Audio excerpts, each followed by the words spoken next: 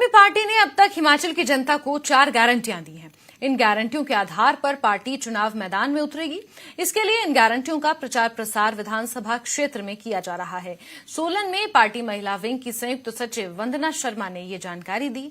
वंदना शर्मा ने कहा कि हिमाचल प्रदेश में चाहे भाजपा रही हो या कांग्रेस, लेकिन उन्होंने कभी भी महिलाओं के उत्थान की बात नहीं की। हिमाचल प्रदेश में जिस तरह से आम आदमी पार्टी विकास कार्यों को लेकर गारंटी दे रही है, उससे बौखलाकर अब अन्य पार्टियां भी लोगों को गारंटी देने में जुटी हुई हैं। ये जो सम्मान राशि दी जा रही है, ये बहुत ही काम उनके आने वाली है, क्योंकि महिलाओं को वो अपने ऊपर डिपेंड नहीं रह पाती। वो अपने पतियों से या अपने भाइयों से या घर में किसी और परिवार से डिमांड करती हैं। अगर उनको कहीं जाना होता है तो इन छोटी छोटी चीजों को अरविंद जी ने महसूस किया और ये गारंटी उनके लिए दी।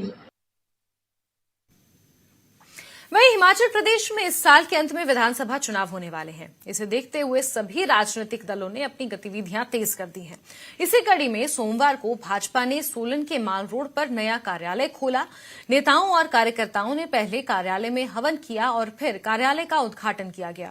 इस मौके पर प्रदेश कार्यकारिणी सदस्य डॉक्टर राजेश कश्यप ने कहा कि लोगों की सुविधाओं के मद्देनजर ये नया कार्यालय खोला गया है। इसी कार्यालय से अब पार्टी की चुनावी गतिविधियां हैंडल की जाएंगी।